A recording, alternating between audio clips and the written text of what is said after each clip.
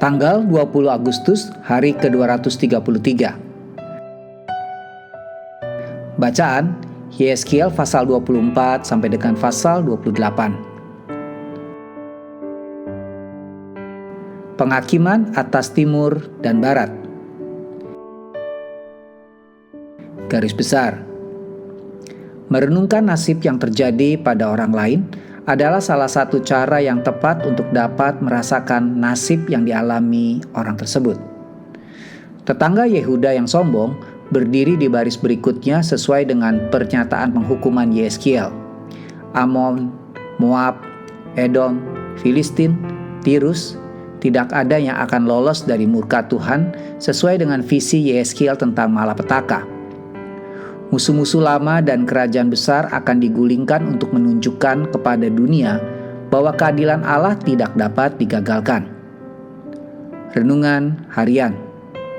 Apakah Anda punya masalah dengan harga diri? Jika Anda menjawab tidak, apakah Anda bangga dengan fakta itu? Pikirkan sejenak kata-kata penuh wawasan ini tentang masalah kesombongan, yaitu masalah yang tidak terbatas hanya pada zaman Yeskiel. Kesombongan adalah sebuah kondisi yang tidak hanya terjadi pada raja-raja di masa lalu. Hampir setiap orang dengan membandingkan dirinya dengan orang-orang yang memiliki sedikit bakat, kurang sukses, atau kurang populer, dapat memunculkan perasaan puas yang sangat berlawanan dengan kerendahan hati. Apa obat untuk kesombongan? Anda akan menemukan resep dalam 1 Korintus pasal 4 ayat 7. Ini adalah kesadaran harian bahwa semua yang Anda miliki adalah karunia dari Tuhan. Raja Tirus mengalami masalah kesombongan dengan melupakan fakta itu. Yeskiel pasal 28 ayat 12-19 menunjukkan banyak cara di mana kesombongan melanda Raja Tirus. Apakah Anda dalam bahaya tersandung hal ini juga? Luangkan waktu beberapa menit untuk meninjau Amsal ampuh ini tentang kesombongan dan jebakannya, seperti dalam Amsal pasal 8 ayat 13, pasal 11 ayat 2, pasal 13 ayat 10, pasal 14 ayat 3, pasal 16 ayat 18, dan pasal 29 ayat 23. Memahami hati Allah dalam kehidupan Anda adalah langkah pertama menuju kebenaran manusia.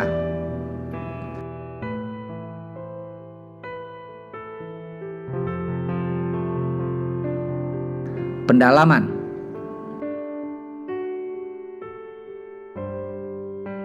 Bagaimana suatu yang besar telah jatuh? Yeskiel pasal 26 ayat 14. Tirus yang terletak 60 mil di sebelah barat laut Nasaret sebenarnya adalah sebuah kota yang terpisah, separuh di sebuah pulau dan separuh di daratan, dengan sebuah teluk di antaranya. Pada puncak kekuasaannya, Tirus mengendalikan hampir semua perdagangan di Mediterania dan koloni-koloninya di Afrika, Spanyol, dan Inggris. Namun setelah pengepungan Babel, Tirus itu tidak pernah mendapatkan kembali kejayaannya. Saat ini, kota yang dahulu angkuh itu tidak lebih dari sebuah batu karang di mana para nelayan menebarkan jala mereka. Suatu penggenapan yang luar biasa dari nubuat Yeskiel. Demikian Yeskiel 26 ayat 4-5. Terjebak adalah kejatuhan. Yeskiel pasal 28 ayat 17. Raja Tirus telah menjadi sombong. Demikian Yeskiel 28 ayat 17. Menurut Amsal 6 ayat 16-19, kesombongan atau mata angkuh ada di bagian atas daftar hal-hal yang dibenci Allah. Untuk contoh lain tentang keseriusan hati yang sombong, lihatlah peringatan dari Alkitab tentang keempat orang yang sombong ini. Ahitofel dalam 2 Samuel pasal 17 ayat 23, Haman dalam Ester pasal 3 ayat 5 dan pasal 7 ayat 9, Herodes dalam Kisah pasal 12 ayat 21-23, dan Nebukadnezar meskipun ia akhirnya bertobat dan kehormatannya dipulihkan. Demikian Daniel pasal 4 ayat 30-33. Amin. Tuhan Yesus memberkati.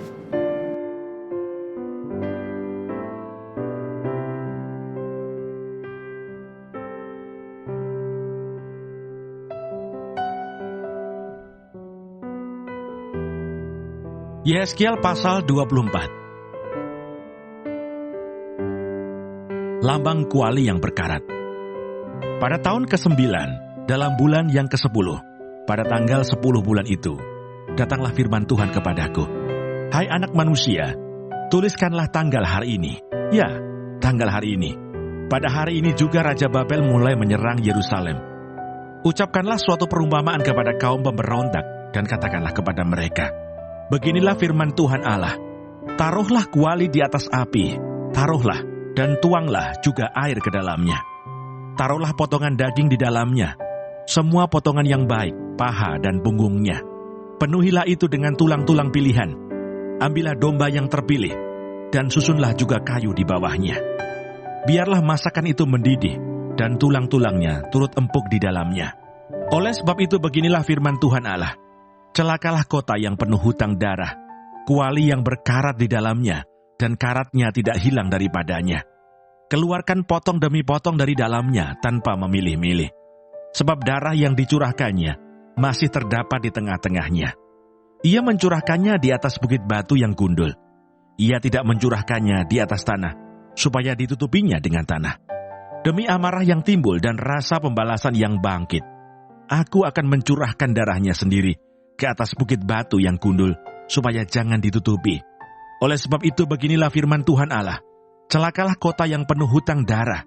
Aku juga hendak memperbesar pancakannya. Susunlah banyak kayu, nyalakanlah api. Biarlah dagingnya masak betul. Buanglah kuahnya dan biarlah tulang-tulangnya hangus. Letakkanlah periuk itu kosong di atas bara api, supaya itu dibakar dan tembaganya menjadi merah, sehingga kotorannya hancur di dalamnya dan karatnya hilang. Aku bersusah payah dengan sia-sia, sebab karatnya yang tebal tidak mau hilang daripadanya, biar dalam api. Oleh karena engkau menajiskan dirimu dengan kemesumanmu, dan aku ingin mentahirkan engkau, tetapi engkau tidak menjadi tahir dari kenajisanmu, maka engkau tidak akan ditahirkan lagi, sampai aku melampiaskan amarahku atasmu. Aku Tuhan yang mengatakannya. Hal itu akan datang, dan aku yang akan membuatnya. Aku tidak melalaikannya dan tidak merasa sayang, juga tidak menyesal. Aku akan menghakimi engkau menurut perbuatanmu. Demikianlah firman Tuhan Allah. Kematian istri Yehezkiel sebagai lambang kejatuhan Yerusalem. Kemudian datanglah firman Tuhan kepadaku. Hai anak manusia, lihat, aku hendak mengambil daripadamu dia yang sangat kau cintai, seperti yang kena tulah. Tetapi janganlah meratap ataupun menangis, dan janganlah mengeluarkan air mata. Diam-diam saja mengeluh, jangan mengadakan ratapan kematian. Lilitkanlah destarmu dan pakailah kasutmu. Jangan tutupi mukamu dan jangan makan roti perkabungan. Pada paginya aku berbicara kepada bangsa itu, dan pada malamnya istriku mati. Pada pagi berikutnya aku melakukan seperti diperintahkan kepadaku. Maka bangsa itu berkata kepadaku, tidakkah engkau bersedia memberitahukan kepada kami, apa artinya ini bagi kami, bahwa engkau melakukan demikian? Lalu kujawab mereka, firman Tuhan sudah datang kepada aku. Katakanlah kepada kaum Israel, beginilah firman Tuhan Allah. Sesungguh-sungguhnya, aku akan menajiskan tempat kudusku, kekuasaanmu yang kau banggakan, kenikmatan bagi matamu dan bagi jiwamu, dan anak-anakmu lelaki dan perempuan yang kamu tinggalkan akan mati rebah oleh pedang. Kamu akan melakukan seperti yang kulakukan. Mukamu tidak akan kamu tutupi, dan roti perkabungan tidak akan kamu makan. Kepalamu pakai destar dan kakimu pakai kasut, dan kamu tidak akan meratap atau menangis. Tetapi kamu akan hancur lebur dalam hukumanmu, dan kamu akan mengeluh seorang kepada yang lain. Demikianlah Yehezkiel menjadi lambang bagimu, tepat seperti yang dilakukannya, kamu akan lakukan. Kalau itu sudah terjadi, maka kamu akan mengetahui bahwa akulah Tuhan Allah. Dan engkau anak manusia, bukankah begini akan terjadi? Pada hari aku mengambil dari mereka benteng mereka, perhiasannya yang menggirangkan hatinya, kenikmatan matanya, dan yang dirindukan jiwanya. Anak-anak mereka lelaki dan perempuan, pada hari itu juga akan datang seorang yang terluput, membawa berita kepadamu. Pada hari itu, mulutmu akan terbuka, dan engkau akan berbicara kepada orang yang terluput itu, dan tidak lagi tetap bisu. Dengan demikian engkau menjadi lambang bagi mereka, dan mereka akan mengetahui bahwa akulah Tuhan. Yehezkiel pasal 25. Nubuatan-nubuatan melawan bangsa-bangsa. Nubuatan melawan Bani Amon. Datanglah firman Tuhan kepadaku, hai anak manusia, tujukanlah mukamu kepada Bani Amon, dan bernubuatlah melawan mereka. Katakanlah kepada Bani Amon, dengarlah firman Tuhan Allah. Beginilah firman Tuhan Allah. Oleh karena engkau menyerukan syukur mengenai tempat kudusku, waktu kekudusannya dilanggar, dan mengenai tanah Israel, waktu itu dijadikan sunyi sepi, dan mengenai kaum Yehuda, waktu mereka harus pergi ke dalam pembuangan. Oleh sebab itu sungguh, aku menyerahkan engkau kepada orang dari sebelah timur menjadi miliknya. Mereka akan mendirikan perkemahannya padamu, dan membangun tempat kediamannya.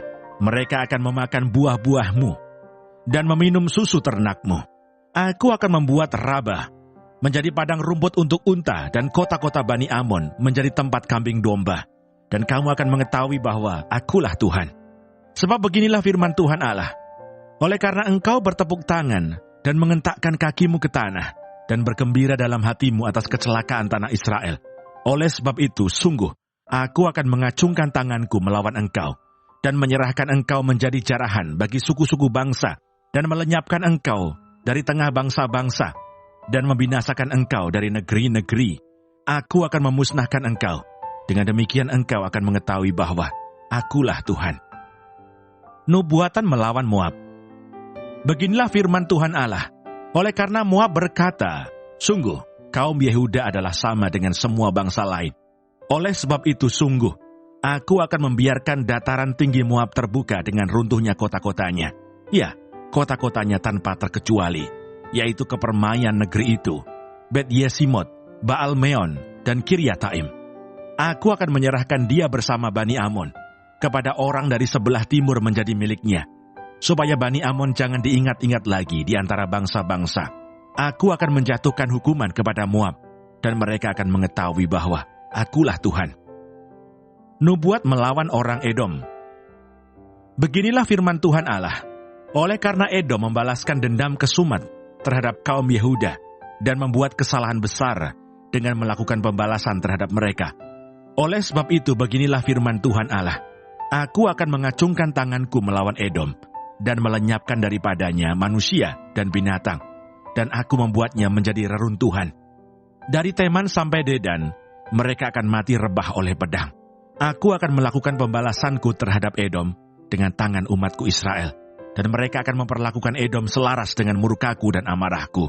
Dan mereka akan mengetahui bahwa akulah yang membalas. Demikianlah firman Tuhan Allah. Nubuatan melawan orang Filistin. Beginilah firman Tuhan Allah.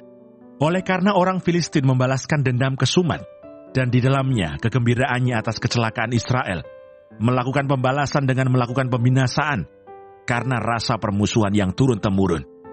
Oleh sebab itu, beginilah firman Tuhan Allah. Sungguh, aku akan mengacungkan tanganku melawan orang Filistin, dan melenyapkan orang Kreta, dan membinasakan yang lain-lain di tepi pantai laut. Aku akan melakukan pembalasan yang kejam terhadap mereka, disertai penghajaran-penghajaran kemarahan. Dan mereka akan mengetahui bahwa akulah Tuhan, pada waktu aku melakukan pembalasanku terhadap mereka. Yehezkiel pasal 26. Nubuatan melawan Tirus. Pada tahun ke-11 dalam bulan yang tertentu, pada tanggal 1 bulan itu, datanglah firman Tuhan kepadaku.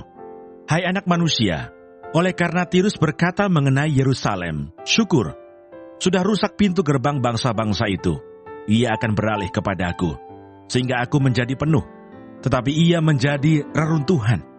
Oleh sebab itu beginilah firman Tuhan Allah. Lihat, aku menjadi lawanmu, hai Tirus. Aku akan menyuruh bangkit banyak bangsa melawan engkau, seperti lautan menimbulkan gelombang-gelombangnya.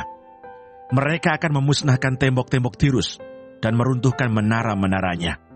Debu tanahnya akan kubuang sampai bersih daripadanya, dan akan kujadikan dia gunung batu yang gundul. Ia akan menjadi penjemuran pukat di tengah lautan, sebab aku yang mengatakannya. Demikianlah firman Tuhan Allah. Ia akan menjadi jarahan bagi bangsa-bangsa, dan anak-anaknya perempuan yang tinggal di daratan akan ditewaskan dengan pedang, dan mereka akan mengetahui bahwa Akulah Tuhan. Sebab beginilah firman Tuhan Allah. Sungguh, Aku membawa dari utara Raja Nebukadnezar Raja Babel, raja segala raja, untuk melawan Tirus dengan memakai kuda, kereta, pasukan berkuda, dan sekumpulan tentara yang banyak. Anak-anakmu perempuan yang tinggal di daratan akan dibunuhnya dengan pedang. Ia akan menimbun tembok pengepungan dan menyusun alat-alat pendobrak dan memasang perisai melawan engkau. Tumbukan alat pendobraknya akan dilancarkan terhadap tembok-tembokmu, dan menara-menaramu akan dirobohkan dengan beliung-beliungnya. Kudanya adalah begitu banyak, sehingga engkau akan ditutupi oleh abu. Karena derap pasukan berkudanya dan kertak roda keretanya, tembok-tembokmu akan gemetar. Kalau ia memasuki pintu-pintu gerbangmu, seperti orang memasuki kota yang sudah terbuka karena pendobrakan. Dengan kaki kuda-kudanya, ia hendak menginjak-injak semua jalan-jalanmu. Rakyatmu akan dibunuh dengan pedang, dan tugu-tugu yang kau andalkan akan dirobohkan ke tanah. Mereka akan merampas kekayaanmu dan menjarah barang-barang perniagaanmu. Mereka akan meruntuhkan tembok-tembokmu dan merobohkan rumah-rumahmu yang indah. Batumu, kayumu, dan tanahmu akan dibuang ke dalam air. Aku akan mengakhiri keramaian nyanyianmu, dan suara kecapimu tidak akan kedengaran lagi.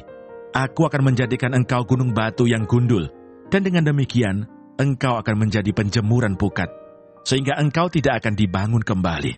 Sebab Aku, Tuhanlah yang mengatakannya. Demikianlah firman Tuhan Allah.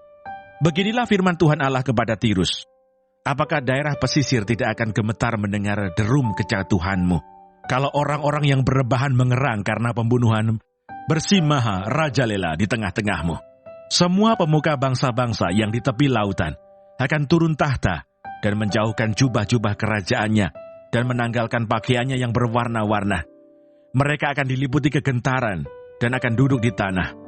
Mereka akan gentar senantiasa dan kaget melihat engkau.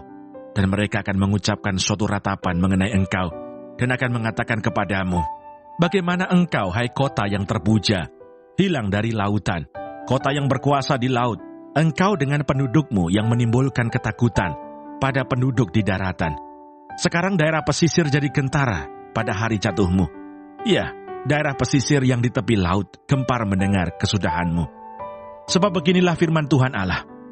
Pada saat Aku menjadikan engkau kota reruntuhan, seperti kota-kota yang tidak berpenduduk lagi, kalau Aku menaikkan pasang samudera raya atasmu, dan air banjir menutupi engkau, maka Aku akan menurunkan engkau, supaya engkau bersama-sama di sana, dengan orang-orang yang turun ke liang kubur, kepada bangsa dahulu kala, dan Aku akan membuat engkau tinggal di bumi yang paling bawah, seperti reruntuhan dahulu kala, bersama dengan orang-orang yang turun ke liang kubur, supaya engkau jangan lagi didiami orang, dan jangan tampil lagi di negeri orang-orang hidup.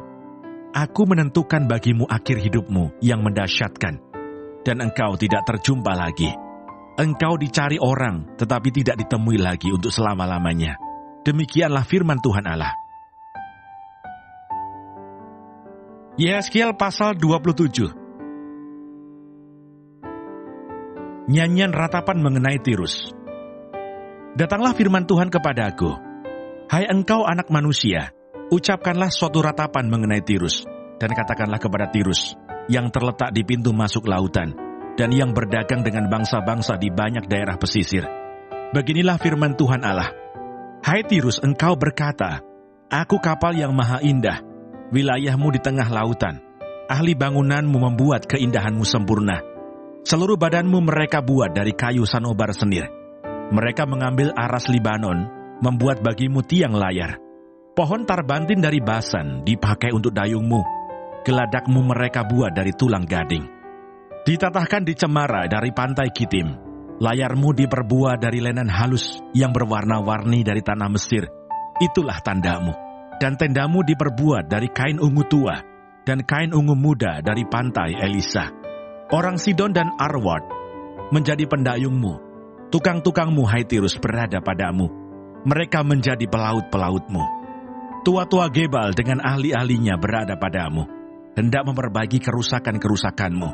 Segala kapal laut beserta anak kapalnya berlabuh padamu, hendak menukarkan barang dagangannya.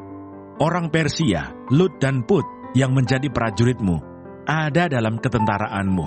perisai dan ketopong digantungkan padamu. Mereka menambah semarakmu. Orang Arwad dan tentaranya memanjat di atas tembok-tembokmu sekeliling dan orang Gama di atas menara-menaramu. Mereka menggantungkan perisai-perisainya pada tembok-tembokmu sekeliling. Mereka membuat keindahanmu sempurna. Tarsis berdagang dengan engkau dalam segala macam harta yang banyak. Mereka menukarkan perak, besi, timah putih, dan timah hitam ganti barang-barangmu. Yawan, Tubal, dan Meseh berdagang dengan engkau. Mereka menukarkan budak-budak, barang-barang tembaga ganti barang-barang daganganmu. Dari Betogarma, mereka menukarkan kuda kereta, kuda tunggang, dan bagal ganti barang-barangmu. Orang Rodes berdagang dengan engkau. Banyak daerah pesisir menjadi daerah pasaranmu. Mereka membawa kepadamu tulang gading dan kayu arang sebagai upeti. Edom berdagang dengan engkau karena banyaknya hasil-hasilmu.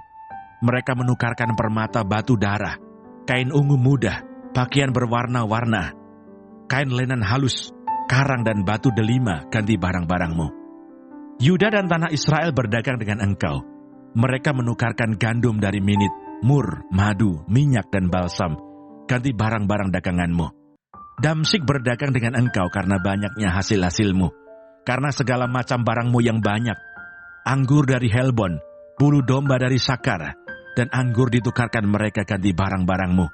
Besi yang sudah dikerjakan dari Usa, kayu teja dan tebu, ada di antara barang-barang daganganmu. Dedan berdagang dengan engkau dalam kulit pelana untuk menunggang kuda. Arab dan semua pemuda Kedar berdagang dengan engkau dalam anak domba, domba jantan dan kambing jantan. Dalam hal-hal itulah mereka berdagang dengan engkau. Pedagang Sheba dan Raima berdagang dengan engkau. Mereka menukarkan yang terbaik dari segala rempah-rempah dan segala batu permata yang mahal-mahal dan emas ganti barang-barangmu. Haran, Kane, Eden, Asyur, dan Kilmat berdagang dengan engkau. Mereka berdagang di pasar-pasarmu dalam jubah-jubah yang maha indah, kain ungu tua, pakaian yang berwarna-warni, permadani yang beraneka warna, dan tali berpilin yang teguh. Kapal-kapal Tarsis membawa barang-barang dagangan ini bagimu. Penuh dengan muatan berat, engkau di tengah lautan. Kelautan luas, pendayungmu membawa engkau, tetapi badai timur melandamu di tengah lautan. Hartamu, barangmu, daganganmu, anak kapalmu dan pelaut-pelautmu, tukang-tukangmu dan pedagang-pedagangmu, dengan semua prajurit-prajuritmu yang ada padamu, ya, bersama seluruh penumpang-penumpangmu, terbenam dalam lautan pada hari tenggelammu. Mendengar teriakan pelautmu, gemetarlah tanah daratan. Mereka turun dari kapalnya yang mengayun dayung semua. Anak kapal, pelaut semuanya, ke daratan lari mereka.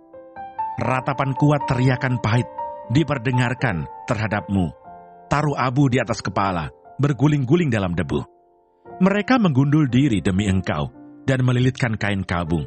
Mereka menangis jiwa merana karena engkau, suatu ratapan yang pahit. Dalam meratap karena engkau, mereka mengucapkan, menangiskan ratapan. Siapa seperti Tirus yang sudah dimusnahkan di tengah lautan? Sesudah barangmu datang dari laut, engkau mengenyangkan banyak bangsa-bangsa. Dengan banyaknya hartamu, daganganmu, engkau memperkaya raja-raja dunia. Sekarang engkau dirusak dan dilenyapkan dari permukaan laut dan tenggelam di dasar lautan. Daganganmu dan seluruh penumpangmu tenggelam dengan engkau. Orang pesisir kaget semua melihatmu. Raja-rajanya menggigil, mukanya berkerut. Pedagang bangsa-bangsa bersuit-suit terhadapmu. Akhir hidupmu mendahsyatkan dan lenyap selamanya engkau. Yehezkiel pasal 28. Nubuatan melawan Raja Tirus. Maka datanglah firman Tuhan kepada aku, hai anak manusia, katakanlah kepada Raja Tirus, beginilah firman Tuhan Allah, karena engkau menjadi tinggi hati dan berkata, aku adalah Allah. Aku duduk di tahta Allah di tengah-tengah lautan.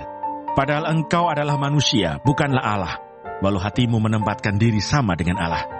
Memang hikmatmu melebihi hikmat Daniel, tiada rahasia yang terlindung bagimu. Dengan hikmatmu dan pengertianmu engkau memperoleh kekayaan. Emas dan perak kau kumpulkan dalam perbendaharaanmu. Karena engkau sangat pandai berdagang, engkau memperbanyak kekayaanmu, dan karena itu engkau jadi sombong. Oleh sebab itu beginilah firman Tuhan Allah, karena hatimu menempatkan diri sama dengan Allah, maka sungguh Aku membawa orang asing melawan engkau, yaitu bangsa yang paling ganas, yang akan menghunus pedang mereka, melawan hikmat-Mu yang terbuja, dan semarak-Mu dinajiskan. Engkau diturunkannya ke lubang gubur. Engkau mati seperti orang yang mati terbunuh di tengah lautan. Apakah engkau masih akan mengatakan di hadapan pembunuhmu, Aku adalah Allah? Padahal terhadap kuasa penikam-Mu, engkau adalah manusia, bukanlah Allah. Engkau akan mati seperti orang tak bersunat, oleh tangan orang asing, sebab Aku yang mengatakannya. Demikianlah firman Tuhan Allah. Nyanyian ratapan mengenai Raja Tirus. Lalu datanglah firman Tuhan kepadaku, Hai anak manusia, ucapkanlah suatu ratapan mengenai Raja Tirus, dan katakanlah kepadanya, Beginilah firman Tuhan Allah, gambar dari kesempurnaan engkau, penuh hikmat dan maha indah. Engkau di Taman Eden, yaitu Taman Allah, penuh segala batu permata yang berharga, yaspis merah, krisolit dan yaspis hijau, permata pirus, krisopras, dan nefrit, lasurit, batu darah dan malakit. Tempat tatahannya diperbuat dari emas, dan disediakan pada hari penciptaan-Mu. Kuberikan tempat-Mu dekat kerub yang berjaga. Di gunung kudus Allah engkau berada, dan berjalan-jalan di tengah batu-batu yang bercahaya-cahaya. Engkau tak bercela di dalam tingkah lakumu, sejak hari penciptaan-Mu, sampai terdapat kecurangan padamu. Dengan dagangmu yang besar, engkau penuh dengan kekerasan, dan engkau berbuat dosa. Maka kubuangkan engkau dari gunung Allah, dan kerub yang berjaga membinasakan engkau dari tengah batu-batu yang bercahaya.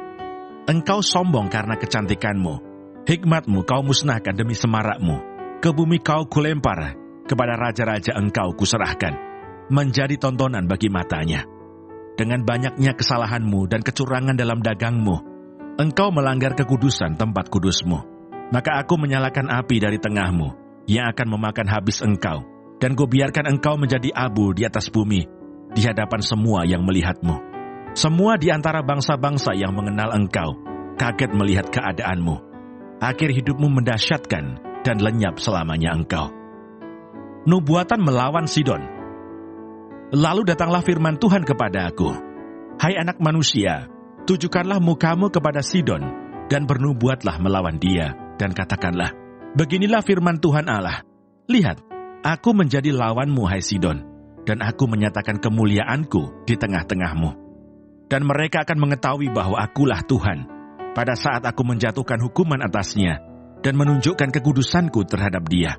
Aku akan mendatangkan sampar atasnya, dan darah akan mengalir di jalan-jalannya, dan orang-orang akan mati rebah di tengah-tengahnya, karena pedang yang datang dari sekitarnya melawan dia.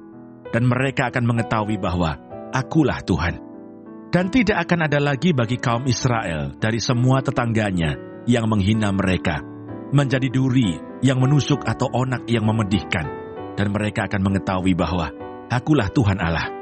Beginilah firman Tuhan Allah, pada saat aku mengumpulkan kaum Israel dari tengah suku-suku bangsa, di mana mereka berserak, dan aku menunjukkan kekudusanku kepada mereka di hadapan bangsa-bangsa, maka mereka akan diam di tanah mereka yang telah kuberikan kepada hambaku Yakub. Mereka akan diam di sana dengan aman tenteram. Mereka akan membangun rumah dan membuat kebun anggur. Iya, mereka akan diam dengan aman tenteram pada saat aku menjatuhkan hukuman atas semua tetangganya yang menghina mereka. Dan mereka akan mengetahui bahwa akulah Tuhan Allah mereka.